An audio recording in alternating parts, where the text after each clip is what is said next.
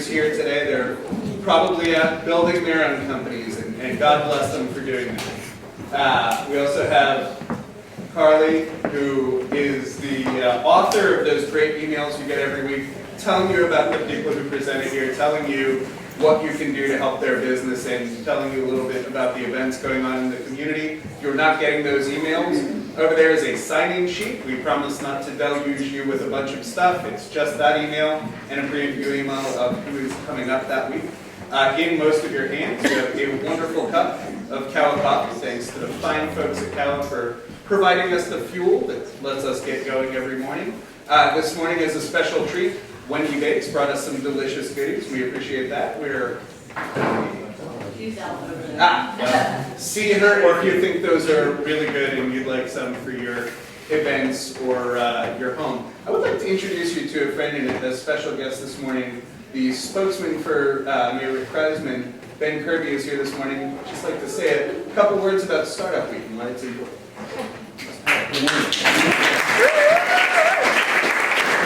Well, you know, my job right now, first of all, who has children? Who has children in the Ellis County School District? So you guys, here's the thing, is it's this complicated application process. Like if they gave an insane asylum a bunch of acid and asked them to come up with an application plan, you might get the plan that Pinellas County Schools have. It's a real pain and it's really crazy. And my daughter got into the school we wanted, so I was like celebrating like midnight last night, so I'm not quite myself. Really sorry. Didn't mean to share that story out loud. I'm not here to apologize for that. I'm here to apologize that the mayor can't be here. He was he had a last minute meeting. You'll see about it on the news soon enough this morning. I did want to talk a little bit about the mayor, our administration, and commitment to business and commitment to startup. And you know, one of the things that we've learned in this last first year of office is the city government, state government, federal government, for that matter too, but certainly our city has put up an awful lot of roadblocks to businesses. And so the mayor started this small business tour. And it's been one of the kind of the surprising successes, I think anyway, of our last year. And in it, he doesn't do what I'm doing now, which is come and talk at you. He and the deputy mayor walk into wherever it is you work and they shut up for a little and listen. And some real practical stuff has come out of that. And the one we like to use is, sorry to Kawa, but our friends at Brew Delicious, who said, hey, there's an ordinance that says, everybody's heard the grease trap thing? There's an ordinance that says, because I serve food, we need this grease trap in our coffee shop. Here's the thing. A, grease trap to install, super expensive. The cost of the business owner. Sorry, it's the ordinance, it's the law. Two, they don't cook food there. You don't need a grease trap, you don't cook food. They pour coffee down the drain. Stupid. So we amended the ordinance. That was learned on one of these small businesses. Also learned that you have coffee. Thank you, Paula. Sorry. Coffee is good everywhere. So look, here's the thing, and I know I haven't gotten to startup week yet. I'm very sorry, John. But what I wanted to say about that is, you know, the mayor has learned, and the mayor is committed to, and has said it's one of his favorite spontaneous lines that I didn't write, is that businesses are really the backbone of the Sunshine City, and his commitment to them has been unflagging. So it's really a thank you guys for being here. I want to somehow put up my phone number. If people want to call me and ask questions, if they want the mayor to come out and learn about what you're doing, we're ready to do that. Beyond this awesome event, which is awesome, we'd love to come pay a visit to you. We'd love to have you come in and meet the mayor, talk about what you're doing. We've been in there a year plus. We've been in there a year, just a little over a year. And it's fascinating. We have people call us and say, I have this business, and it's on First Avenue North. We had no idea. Big business, small business. Like, really? That existed there? We'll go pay a visit. So please let us know. Reach out to us. We'd love to come. We'd love to come learn about what you guys are doing or starting up or have already in place or have been here for 100 years already. Thank you for letting me ramble on a little bit. I will happily take questions. This is actually, since I'm kind of the press secretary guy, that's what I'm more comfortable doing, standing in front of a podium being like, you sir. So you sir, you got a question. Well, thank you so much. Startup Week, I was a participant in Startup Quest. Are you familiar with that? Are you associated with it? I am not, and I don't believe we are, but I want to know more. Okay. Okay. I will give you my card and I'll go along the way. Those few of us have our phones out there. My phone number is 727, man, I'm going to get some phone calls. 727-501-4837. Text, phone, call to congratulate me about the school my kid got in. All good. 501-4837. There you go, 727. And Gone off the rails yet? yes. Good. And if anybody wants to get in contact with you, you may hear. I'm gonna hang around for a little bit. So yeah, thank you guys very much. Thank you. I appreciate it. Thank you so much. You know, Ben touched on the mayor's small business tours and what the city of St. Pete is doing to help startups a little bit. One of those tours, the two dashing gentlemen in the light blue shirts all the way in the back. If you would raise your hands. My phone number is 727. One of them is Ruben Pressman, who is an organizer here. He stopped building his company long enough to join us today. But he and the startups he works with at Pointer were one of the mayor's small business tours. I've heard a lot that's come out of that one. And our second presenter today, who you'll hear, Nick over there, has had a lot of success because the city has been very flexible and worked with him in his startup. But I will get to our first startup today. Lisa with Hannah's Homeless, as part of Startup Week, we're hosting events for the social entrepreneurship track here at the greenhouse. One of the key social players here in town is Hannah's Homeless.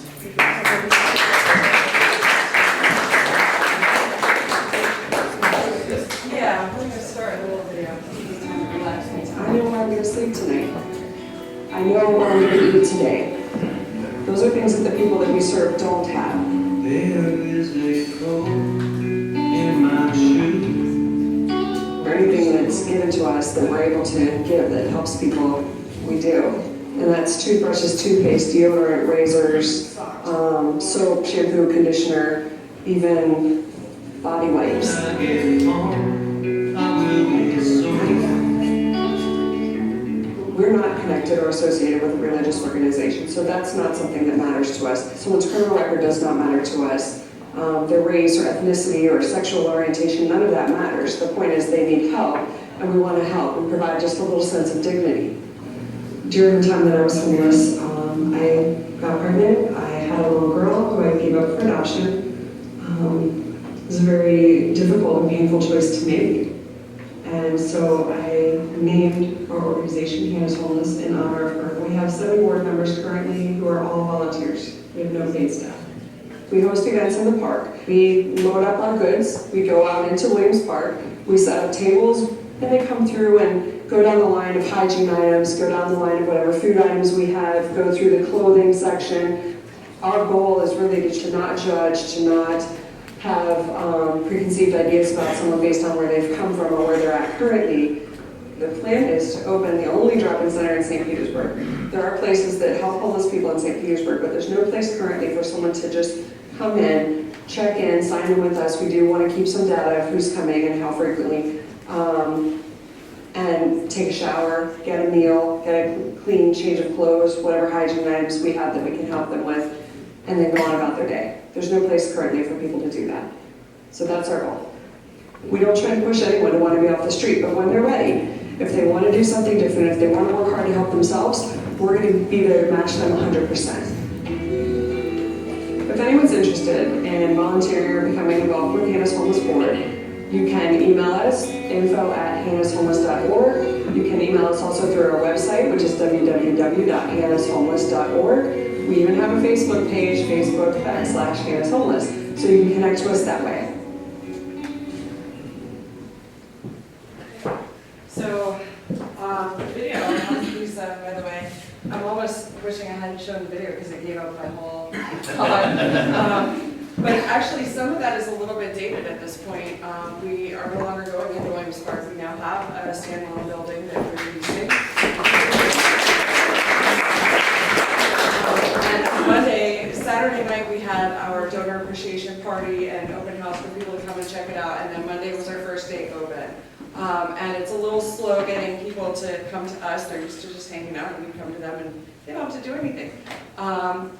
But as the story was saying, we're a small organization. We've been since June of 2012, so 2.5 years, about that, a little more than that. And we, thus far, have just been really grassroots. Like, this is about Startup Week, and we've really just been putting in our own money, finding donors and people who want to support us. Your contributions have really carried us thus far. We've had a couple of grants from smaller, other organizations, but no government grants, none of that kind of stuff.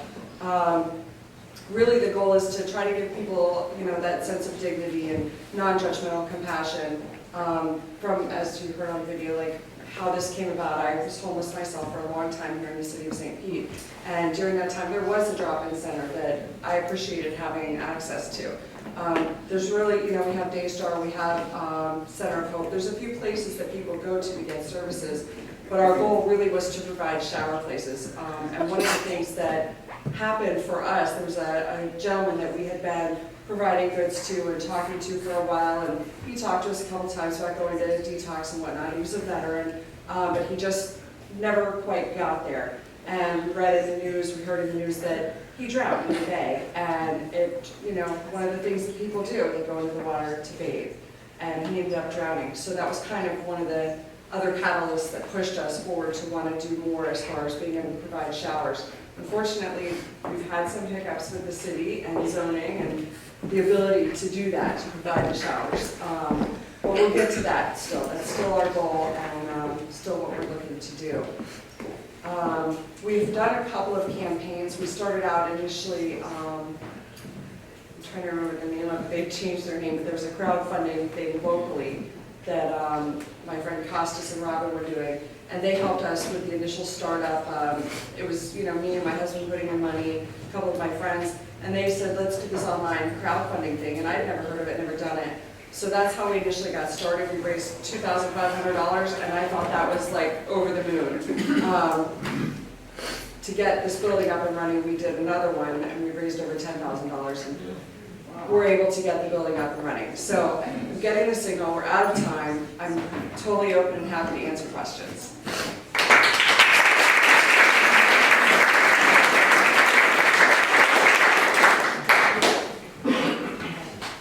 I just want to acknowledge you for the sacred work that you're doing. And many of us think that that doesn't matter to us, that's not impacting us, but the energy that we each send out to the world and each other impacts all of us. And if we don't really make this a world where all can thrive,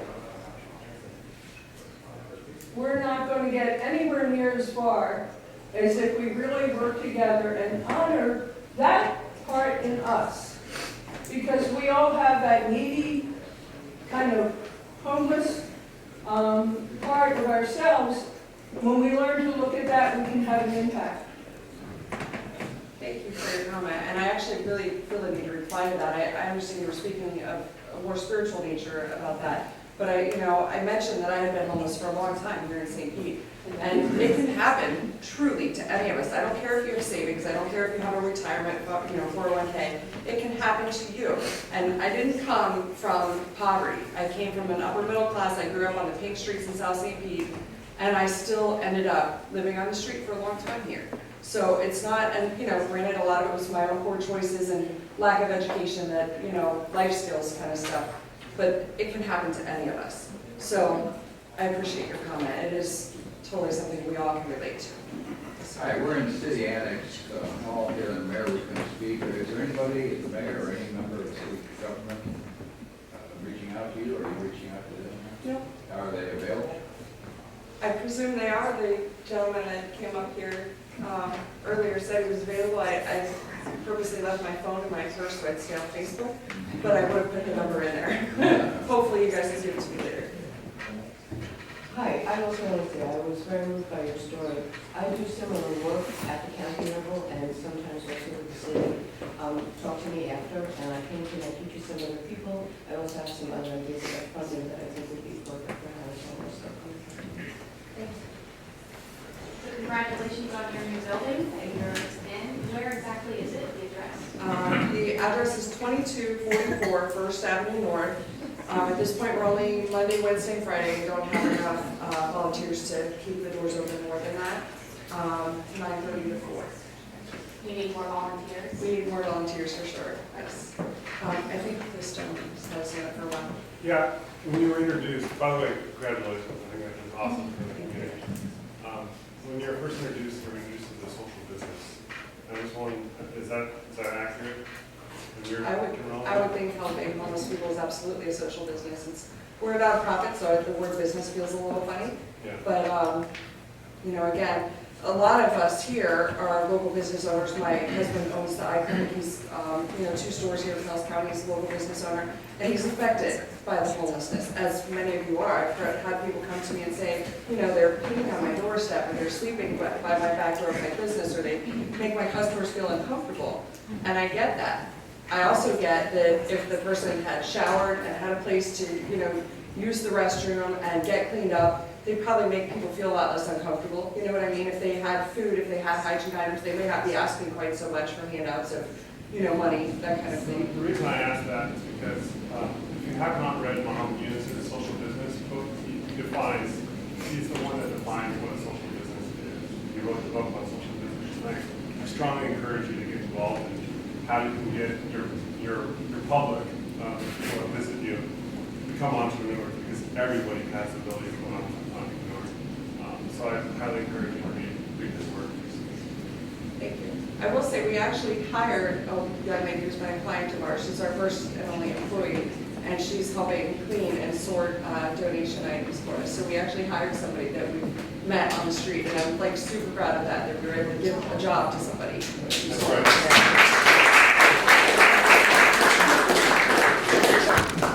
We did a drive at our company for Canada Homeless over Christmas, where we just asked people to donate stuff that you needed and dropped it off. And finally, because my girlfriend at work, I said I can't take any credit for it, but I dropped it off there. And what I noticed was the business side is there's a lot of friction in identifying where you are, who you were, what you needed, how to get it together, where to drop it off, where to pull it, all the little.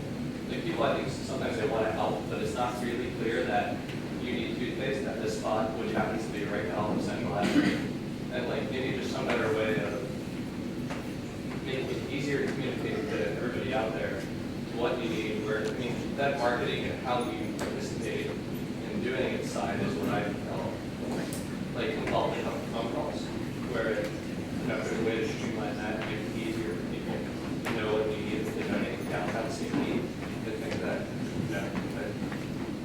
I appreciate that feedback. I think that the transition out of that building, because we're not in that building anymore, so I think that was actually the frustrating part, that we didn't have set hours that we were there, because we couldn't have people come there. So we would just go there when we had time to work.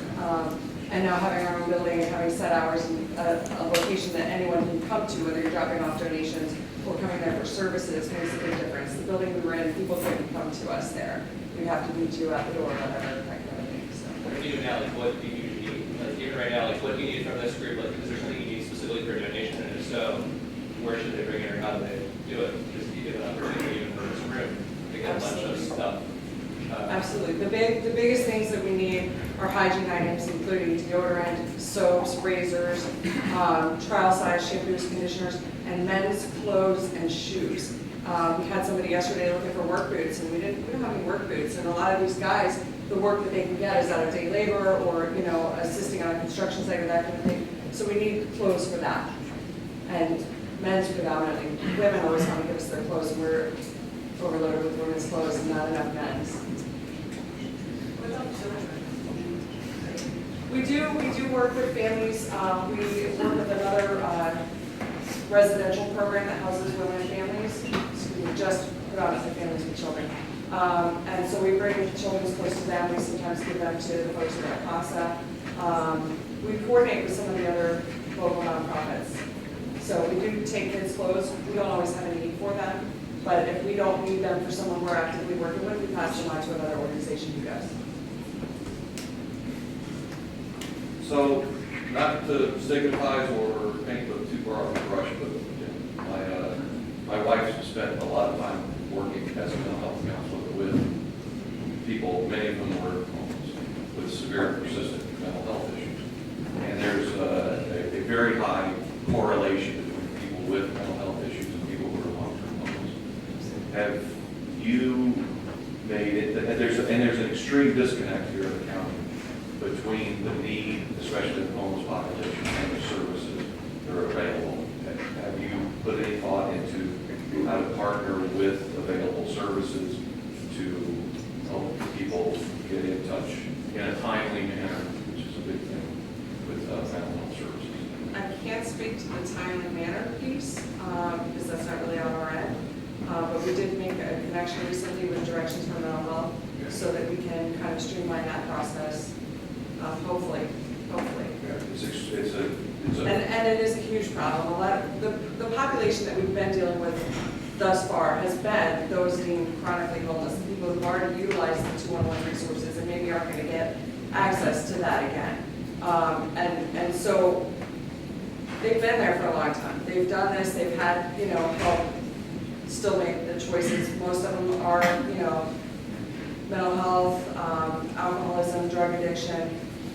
We understand that, and we understand that we're not going to solve the problem. We're not trying to eradicate homelessness and say, hey, it'd be wonderful if we could, but we're just a little guy. We don't have those resources. We don't have the small housing buildings that we can put everybody into.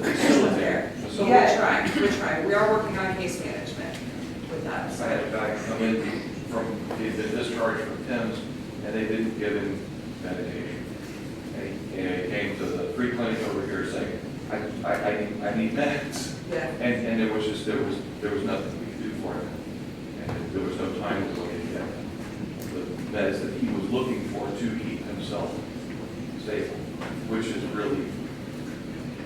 It's frustrating. Yeah. I'm how I make a living. I'm a registered nurse. I just left my job at Bayfront after 6 years, and I've seen so many of the people I work with Hannah's homeless coming through there, and that's a big part of it. Getting off the meds, not being able to maintain the meds. But even people who aren't homeless, who struggle with mental health issues, struggle with that. They get on their meds, they feel better. I don't need meds, I feel fine. They stop taking their meds. And that's just a cycle that everybody deals with, whether they're homeless or not. Obviously, the homelessness adds to the issue because even if they're willing to take their meds, they maybe can't afford it or don't know where to get them. Do you have any idea the number of homeless? I think it's every year, it might be every 2 years, but we do a point-in-time count here in Pinellas County. The last one was over 7,000, which is funny because I just watched a video, Tent City, USA, and it was about Tent City in Nashville, and their count was like 4,000. And I thought, my God, Nashville's such a big city, and we have so many more. Of course, it's Florida, Sunshine State, and it's a little easier to maintain out here.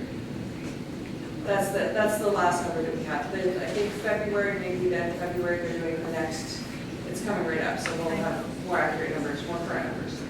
Yes, ma'am. It's actually being done now, and that count in the benefits includes, last year I think it was 2,300 children.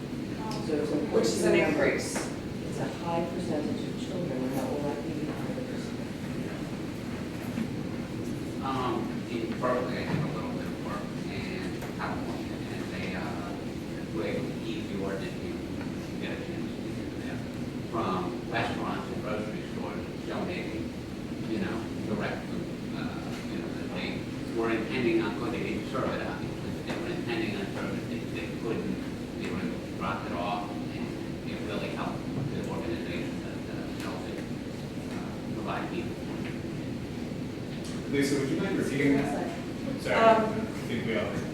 I I think he was saying that, and correct me if I misparaphrase, but that in Berkeley, there was an ordinance that had to do with the restaurants and grocery stores providing food to homeless, and we were able to get that overturned, so they Yeah, could do that. that's exactly sort of required, but it was, there were, and almost every city I know has it. Once you kind of designate it for service, that's it. You either serve it or you throw it away, and they overturn that ordinance. And it created an extraordinary amount of food to help feed the homeless population in Berkeley, Oakland, and San Francisco. I don't know if we have those ordinances, I presume they do, because There are ordinances here about feeding people. We can't fix things in our kitchens and come out, even peanut butter sandwiches, we can't do that because it's, my kitchen hasn't been health department inspected and all of that kind of stuff. But restaurants can, I don't know if they can directly, but I can purchase restaurant food and give it to someone. My mistake heavily related to restaurant.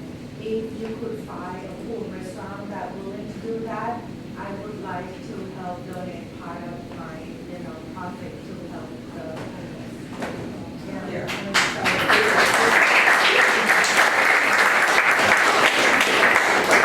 That's a big deal. We actually are really working on funding and how we're going to maintain the building that we're in. We have about a year right now that we're covered financially, but if we don't start working on bigger ones coming in, we're not going to keep afloat. So that's a big deal. Thank you. So aside from funding you and providing donations, things like that, how can we as a community help you expand your reach and get out there and assist? What we do on Facebook page, you can like us on Facebook. You can make our website your homepage. That'd be wonderful. We're also on Twitter if you want to follow us. It's Twitter Hannah's Homeless and Facebook /Hannah's Homeless. Anybody that may have access to the media, certain events that we post, like we do a Christmas in the Park event every year, including all brand new toys, cooked, food not cooked by us, of course. We don't break the law. So that kind of stuff we would love to have, coverage for that. And, I think that's all I can think of right now on the spot, but yeah. Thanks, we appreciate it.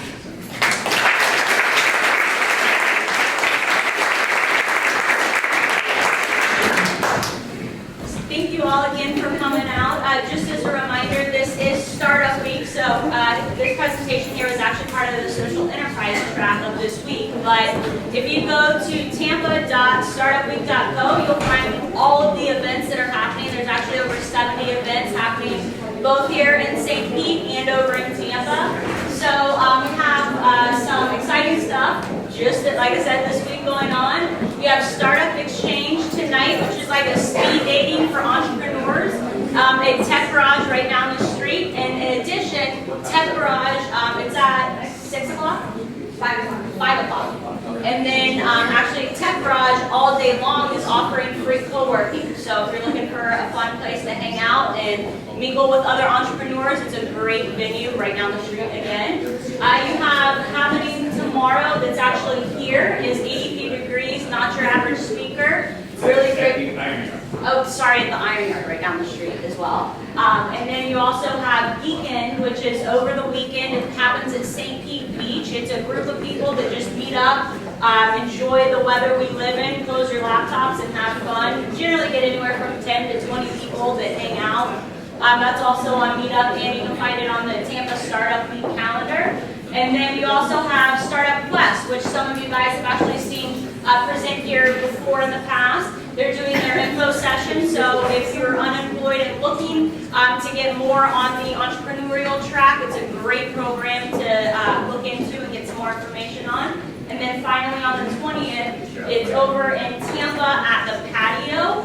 It's a Central Florida product hunt meetup. So anyone in technology working on products, wanting to mingle and meet other people in that same area as well as help showcase your product, it's a great free event to get a part of as well. So up next, we have whatever you want. Before you do that, 2 things real quick. Guys, we got plenty of seats. Come on in. No reason to hang out in the hallway. We got It is 4 close to front coffee, so I row. guess there's some reason to do it.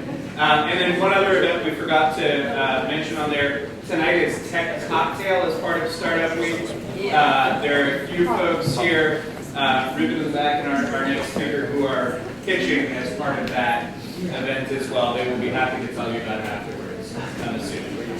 All right. Well, up next is an update from Nick with Citysleekers, so please give him a round of applause.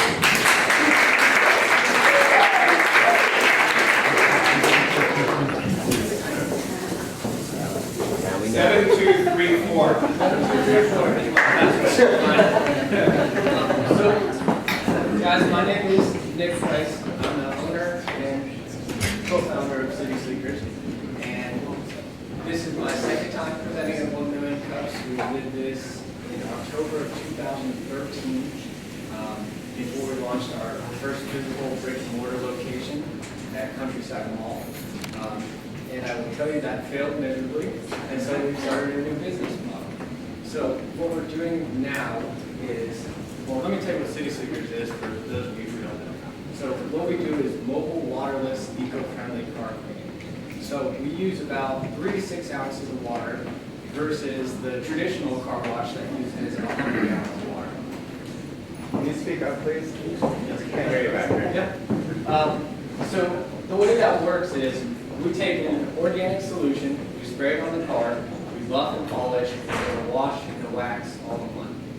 We come to the customer no matter where they're at, in downtown St. Petersburg to start, via bicycle. So here's our app. So you can download this right now on the Apple iTunes Store. Unfortunately, we haven't pushed the Android version yet, but we're working on it. And the way it works is it pinpoints your location here in downtown. So no matter if you're at Saturday morning market or anywhere we're Saturday morning market or at McDonald's, just request the sleeker, schedule it, and confirm. And then a sleeker will be dispersed within the hour to come to your car for your time slot and wash the car in the spot at 6.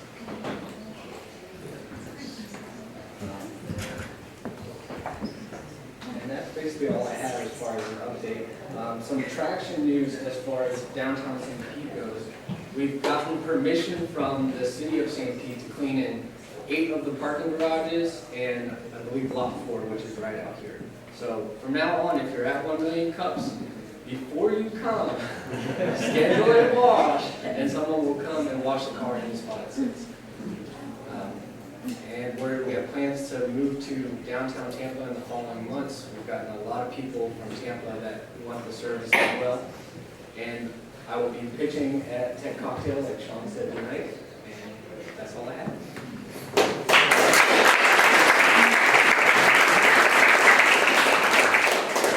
I think you have a really, really unique and interesting concept, and I really do wish you all the best. What's your price breakdown? So right now we're offering one service. It's a $25 full body hand wash and wax. We clean the rims and dress the tires. Very good. And the price for me is less than half a penny per car. You mentioned the city will allow you to do it in certain parking lots. Is that one of your biggest hurdles, is being allowed to do it, like, well, under so you said that? You can't conduct business on city property, but you can service a customer on city property. So we wanted to make sure that we aren't, not following the rules as far as cleaning goes. So if someone's parked like downtown on the street, you can't go up? Well, on the street is okay. How do you use less water than It's a solution, so we break down the solution, and I don't have the actual breakdown of the solution with me, but what we do is we take less than half an ounce and break that down with a gallon of water, and then that gallon will wash about 15 cars. Is that your own solution? We've licensed that right now, but we're working on our own so we can start selling it to customers. Are you looking into creating like a monthly subscription? We are looking into doing the monthly subscription. We were thinking about doing a $99 unlimited wash special. I just want it to be clean all the time. Fine with me, I don't care how often, but the monthly subscription would be nice. Okay. Yes, sir. I don't know if you covered it last time, because it's my first time here, but what was the downside of the mall issue? Was it too expensive? Or The mall is, not only is it expensive, it's just kind of, shopping malls are kind of dying out as far as the amount of traffic. Even just looking at the numbers from the people that came last year versus this year in the holiday season, they were down about 30% in traffic. So that didn't help. How long does it take? It takes about 20 minutes to 30 minutes, depending on the size of the park. Would someone go to one of your, instead of waiting the hour for you guys to get there, is there the ability through the app to say, hey, you can come to 124th Street, we're out front, we can watch your car. We haven't thought about that yet. The hour time frame is just a window just to make sure that we're not late. But we're going to work on trying to get it almost instantaneously in the next. One quick recommendation, we want to reach out to Uber and Lyft drivers because they. I have my information on the Lyft portal. I don't know if I have it on the Uber. Do you do like too inside the car or something? We're not doing inside yet until we figure out a way to do it that's a little bit easier. Because right now we're using, when we do insides, we've been using shopbacks, and you kind of need power, and there's not really anything you can put on that bike to power that at this point. But we are looking into handheld vacuums, trying to find the right fit. Yes, ma'am. How many employees do you have doing this, and how big of the county are you actually covering in order to get to your clients? We're doing a 2.5-mile radius from City Hall in downtown St. Pete to start, and as of right now, we have 6 subcontractors, so no employees. Hey, thanks for sharing. One, I was wondering if valet parking would be an opportunity for you, and or corporate parking lots. And then I was just curious on how many users you had and what's your plan to scale and to move into other cities. Well, it's funny you bring that up. I do have a partnership with Courtesy. I started that relationship at the mall, and they're up there. And now they have, I believe it's 8 locations throughout downtown where they're gonna put little coupon codes on their tickets for us. So that way if someone comes, they get the ticket, they can download the app, put the coupon code in, and request a wash to that valet spot. We've probably washed just shy of 1,200 cars, maybe 1,500 cars.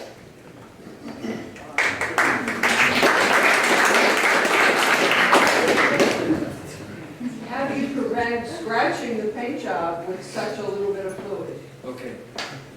The technology for this solution, what it does is when you spray it on the car, it emulsifies all the dirt and grime, so it takes away those adhesive properties and puts a layer between the clear coat and the actual dirt. And then the static electricity in our microfiber towels pulls all the dirt up before you put pressure onto the paint. So there's no scratching.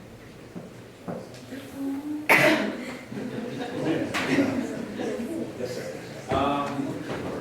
Not that I don't believe you, but I think it would be an effective thing for you to do is maybe bring in a piece of sheet metal. I can pull my car up there. You can use my car.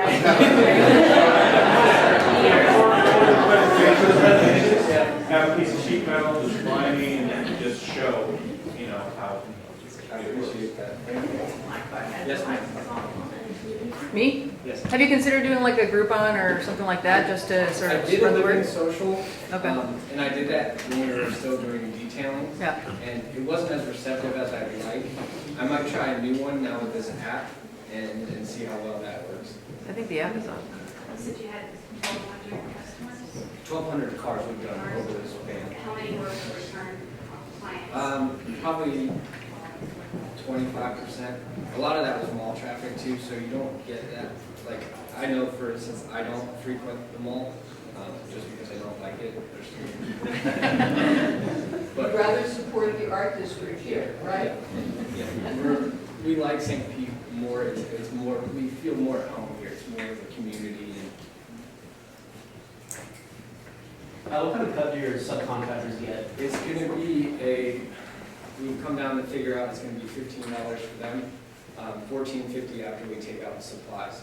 So we're gonna take 50 cents per car for supplies, instead of them having to buy supplies from us, we'll just constantly be renewing them, and they'll constantly be buying supplies. Are you hiring? We are. We are. Yes, ma'am. What does the actual equipment look like and how is it run? It's a backpack and a bicycle.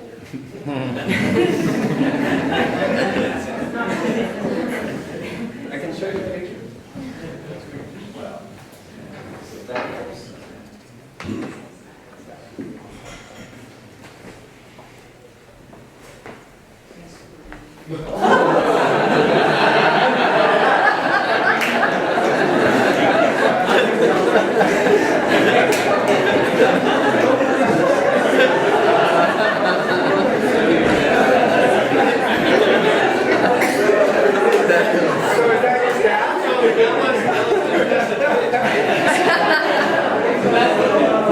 So you send girls out in bikinis and bikes, and that's how you see your car.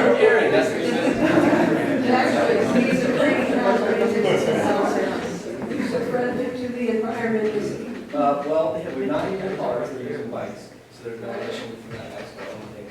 And the solution has no volatile outbound chemicals, so you're not spraying anything. So I can drink You can drink it, yes. I wouldn't recommend it. So you said you had an 8-cent cost per car. Is that Half a penny. half a penny? So does that include the maintenance of the fleet of bicycles and the cost of solution? That's the cost of solution is half a penny. It probably more like $1 a car when you factor everything. Well, what about the commissions of the people? Well, yeah, so we're making about $9.50 per car. Do you have anybody that has marketing experience on your team? Yes. Like extensive, because your technology is, in my opinion, not in the technology of washing the cars. It's in your brand and the technology behind your app. And making the people that actually do the car washing efficient in their time, and then making it easy for customers to get their car washed. I see you scaling this very fast. You're going to need some help in marketing. Yeah, that's what we're working on. We're building an extensive marketing plan to kind of push out the reason behind the brand more so than the actual car cleaning. Your brand awareness is very important. That's what I'm learning. So one thing, I'm really excited to hear that you are back down in downtown St. Petersburg, because I have had my car washed, and it's great. And the fact that, you used to come and be able to do it while we were here at 1 Million Cups, you go out and your car is gorgeous, mine is always dirty. I mean, it's wonderful knowing that, we're not using all the water that we have. Thank you, Daniel. Yes, sir. What's your average turn per unit? What's that? What's your average turn per unit? How long does it take to wash a car? And It's how many? about 20 to 30 minutes. Okay. Well, I thought about doing a franchise model, and it's kind of hard to franchise unless you do the brick and mortar with it. You could do like mobile units that have the cars. I like the licensing model better because it's a little bit easier and it gives them a little bit more freedom as a worker for Citysleekers, but we're still maintaining our quality control. Yes, Should go ahead. Okay. Okay. You mentioned that people can do this on the streets, and I have a liability question about the person cleaning on the street. Well, It is for them to get. It's all about awareness, and I think when you're cleaning, as you clean cars more and more, you kind of learn not to stick your head out the road. But you can literally, I can get on the side of the road, which should be right there, and I'm doing the whole side of the car as I'm walking, looking at the traffic coming this way, so I'm not getting in. Do you offer some sort of training for your staff so that way they know Yes, those we things? do training, and then we're planning for, as we scale to cities that we're not there, to do video training, and then also hands-on training. She brings up a good point. What if I order you guys to go do it on my driveway and when your guy gets hurt? What kind of, you guys have any kind of insurance? Yeah, we have a general liability policy for us. us, and then as a subcontractor, you need to get a general liability for yourself. So the subcontractors kind of, carry their own insurance. I hope I didn't miss this. Do you make the solution yourself? Do you buy I it? don't, I buy it, and I have the rights to rebottle and reuse, but not resell yet. So could like the consumer buy it just like you buy it, do this Yep, themselves? just not at that price point. Right. They charge about $35 for a 32-ounce bottle. So are you really looking at the license model, and if so, why? How much would it cost, and at what point would you open up a new market, and why would you not just go through like an Uber standpoint and keep your app mobile, and as the city grows, you would just find a subcontractor in that city? Well, we're kind of putting two models together. It's almost a licensing model and the Uber model kind of together. So they are subcontracted, but they're licensed in the brand. So how much would it cost?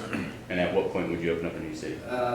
It really doesn't cost me that much to open a new city, just finding the employees and buying a couple bikes and some solution, maybe $2,500 a city just to get 5 bikes out of them.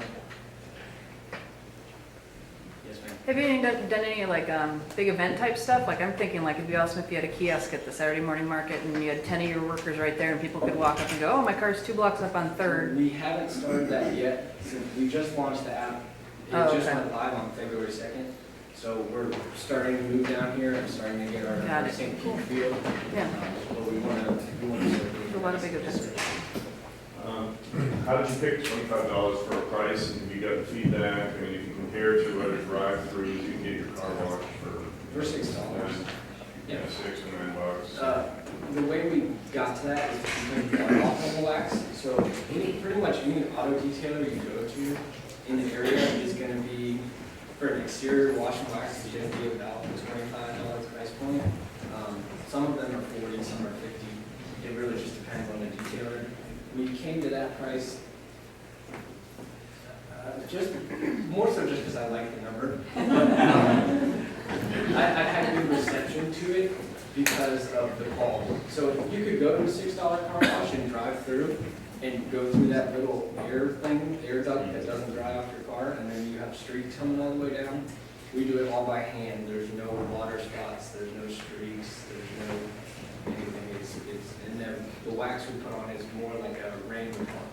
So if it rains right away, all that rain kind of runs off your paint, and you can take a dry microfiber and run over after the rain and pull up all the dirt that's come off the road. Yes, sir. So is the wax a separate application from? No, it's one solution that doesn't wash and wax. I just want to make an observation. You mentioned that, the blower does not dry the automatic car washes, and you're exactly right. But a lot of the newer car washes, they have attendants that will actually hand dry your car for you. So that argument doesn't really hold. Well, think about all the water that's going into the cracks of your car. Because you got to think about that. If you're driving through a touch wash or you're driving through a touch-free wash, even if you have somebody that's drying the car down for you, if you roll your windows down and roll them back up, you got streaks. And all that water that's in the door panels, right in the door jambs, is going to come out and put streaks on the sides of the car as soon as you start driving. So that's where we kind of, we don't really spray in the cracks because there's no reason to. So we just spray on the car, buff and polish it. You don't have any of that water runoff. Yes, sir. 2 questions. How many cars you handle per day on an average basis? And how are you getting your customers? What's your marketing plan? Right now, we're not doing any in St. Pete since we did just launch the app 2 days ago. The app is live now. If you want to download it, you can download it and schedule a wash. And right now, we're doing a lot of we're doing social media marketing. We're going to be doing a lot of guerrilla marketing. So if you see some funny things going on in downtown St. Pete, that might be us.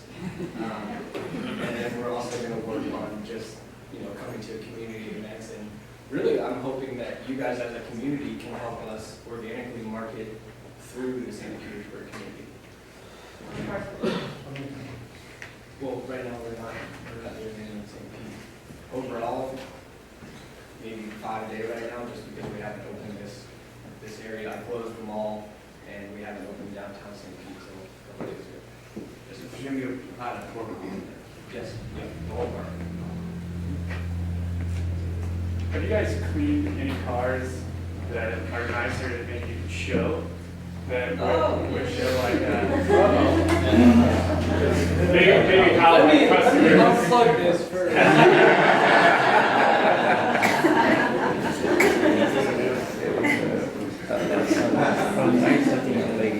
That was Cantley Clove.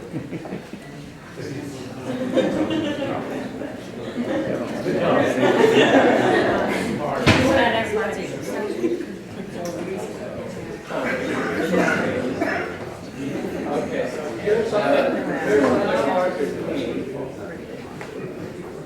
Some of the nicer ones, this is a Lamborghini over in Tampa that we do on a regular basis. We've done Rolls Royce, we've done Ferraris. Any Hyundais? And I'll tell you what too, Hyundai paint is the best paint. I will say that. So,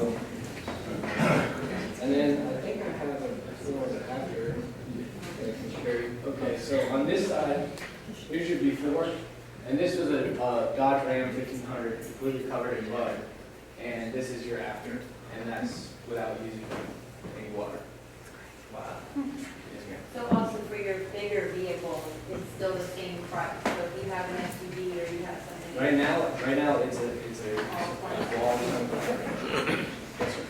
I just want to make a comment, I think that's thinking outside the box. I want to commend you guys for your brand and your audacity.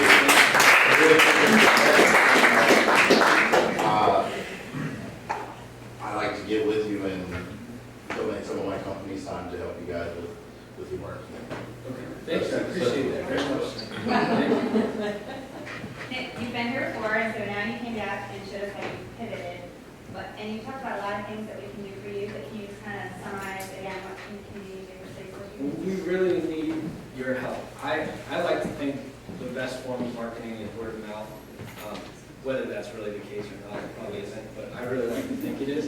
So if we could get your guys' help to just kind of spread the word about us, download the app, try it out. If you see anything you don't like in the app, send us an email and tell us. If you see anything that doesn't work, tell us. Whatever you can do to help us, we'd appreciate it.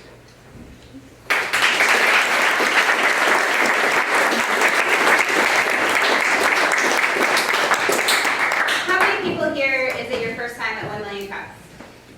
Fantastic, welcome, and thank you. You know, your first time and you're making an offer to help, which is exactly what 1 Million Cups is about. It's about community and how can we take our startups further, whether our startups are fantastic, missions like Hannah's Homeless, or whether they're an entrepreneur's adventure to bring a business into the community and grow it. It's all about growing and furthering what we do and how we do it together. So I know there are a lot of offers today to help our 2%ers. So thank you all for that. With that, I also want to recognize, in the corner we have Catherine Jack. She is from the Kaufman Foundation. And, we talk about the Kaufman Foundation up here regularly. Richard Wood, one of our organizers, goes back and forth between Kansas City and here, and he lets us know what they're doing. But they're the ones that started 1 Million Cups in Kansas City. And now we're at almost 70 cities nationwide, including Puerto Rico. So that's amazing. Devin back there who presented last week, he's here from Missouri, but which?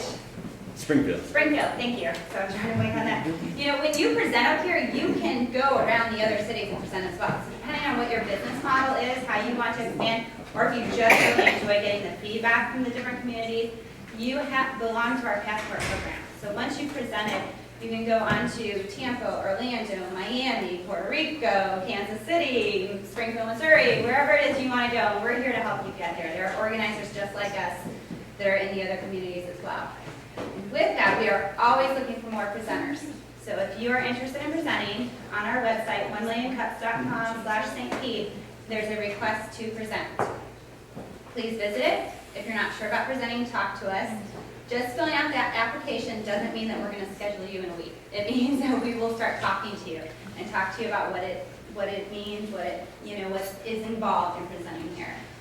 If you are interested in anything going on the events, come talk to any one of us. It's a reminder that it is Tampa Bay Startup Week. We are only one of a few communities nationwide doing this. It's not too late to participate in any of that. The website has a lot of different programs, educational, networking, or otherwise. So I highly encourage you to at least check out the website and see if something comes to your attention.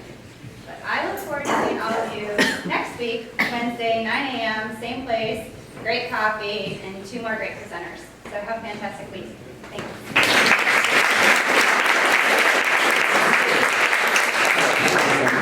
you.